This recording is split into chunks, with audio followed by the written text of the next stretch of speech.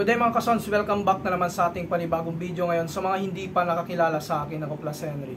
So mga kasons, ito yung ating video about dito sa comparison ng ating Joson Saturn Mini na amplifier at saka yung ating Ace AC205N. So pasensya na kayo dahil nabenta ko na yung ating Ace AC205N na ito. Kumuha lamang ako ng video natin, yung mga previous video natin nung nakaraan sa YouTube channel natin. So ikakat ko lamang yung mga videos dito para lamang ma-compare natin yung laman ng ating Joson Saturn Mini at saka yung ating Ace 205N. So mga kasons, simulan na natin yung pag-compare ng ating Joson Saturn Mini na amplifier dito sa ating Ace 205N. So ito yung ating video. So yan mga kasounds, yung ating laman ng Ace na AC205N. So padaanan lang natin dito yung ating amplifier mga kasounds. So ayan, yung kanyang transformer dito, yung kanyang kapasitor, may mga heatsink siya dito, tapos dito naman yung kanyang harapan. Tanggalin na natin yung takip dito. So mga kasounds, padaanan lang muna natin dito yung laman ng ating amplifier.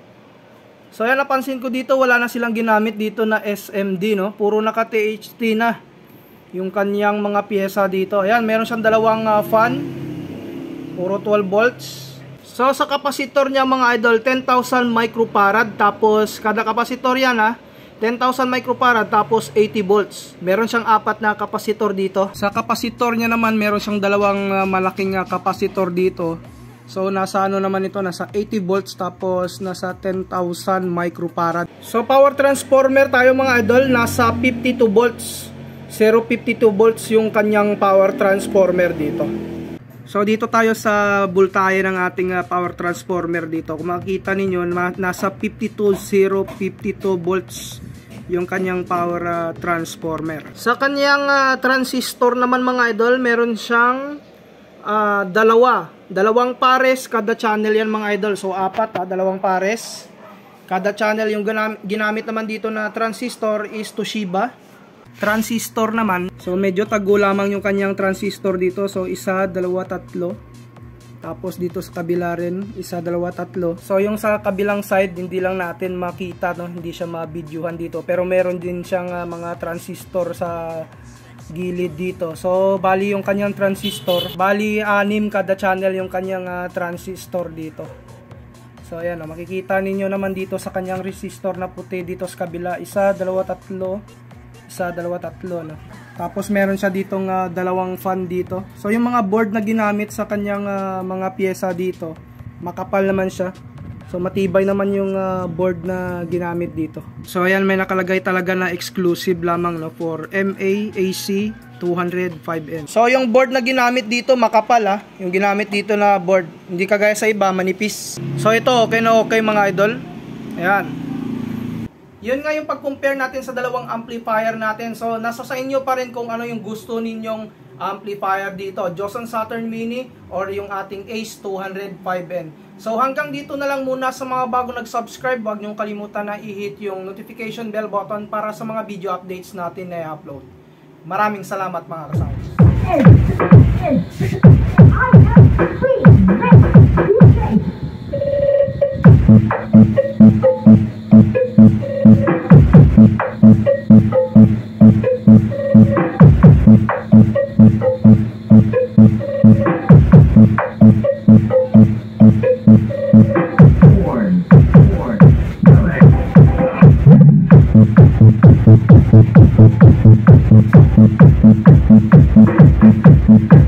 Thank you.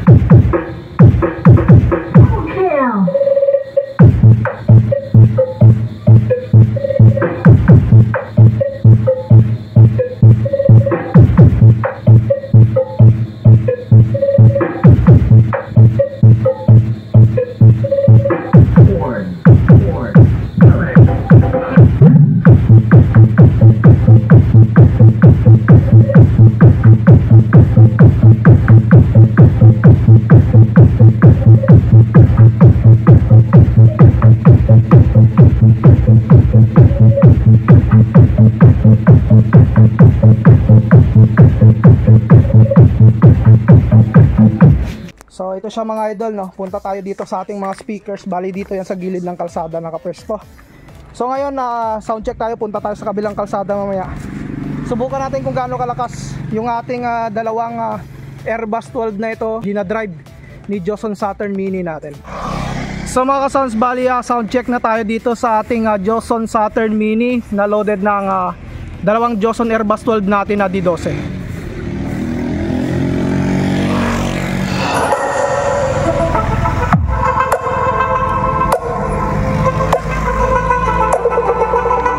Ganda ng tunog ng Joson Saturn Mini natin mga lods, malakas. Ganda ng tunog niya. Ampion yung tunog mga lods. Wala pa tayong sub dito. Wala pa tayong sub dito mga lods ha. Airbus 12 pa lang yan. Lakas ng amplifier pala na ito.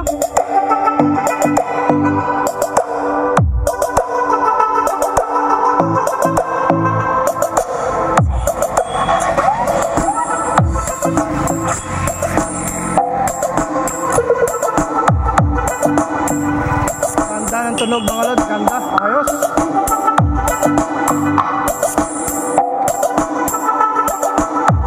Shout out kay DJ Wow mga lods.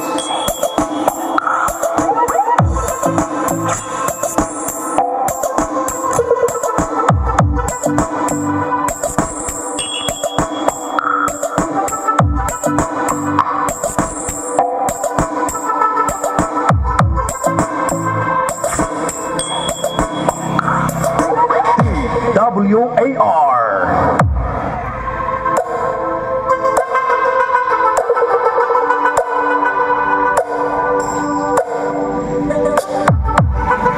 Grabe, lakas ng tunog mga idol ha. Airbus 12 pa lang yan, wala pa yung mga L-ported natin.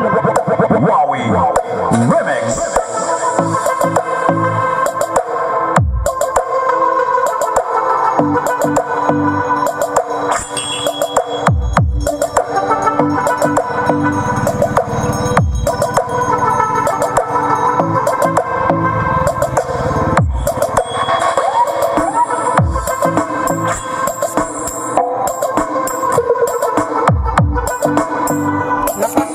Wala pa yung L-port natin ha.